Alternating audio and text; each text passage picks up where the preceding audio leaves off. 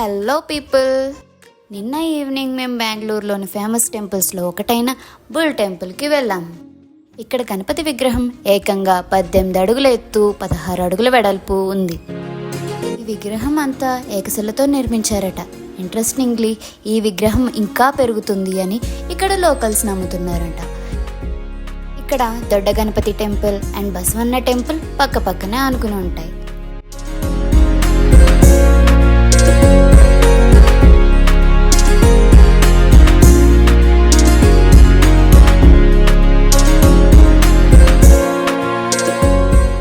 బసవన్న గుడి సంగతి చెప్పాలి అంటే ఇది వరల్డ్లోనే అతి పెద్ద ఏకశిల నంది విగ్రహం అట.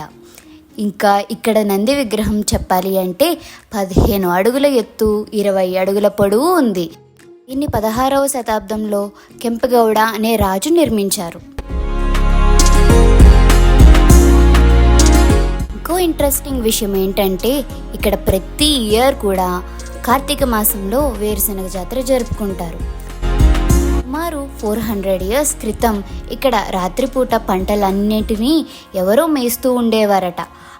ఇప్పుడు ఆ సమస్యకు పరిష్కారంగా ఆ రాజుగారు ఈ టెంపుల్ని నిర్మించి కార్తీక మాసంలో వేరుశనగ జాతరని ప్రారంభించారు అని చెప్తారు. జాతరలో జనాలు రకరకాల వేరుశనగలు అమ్మకాలు, కొనుగోలు జరుపుతారు.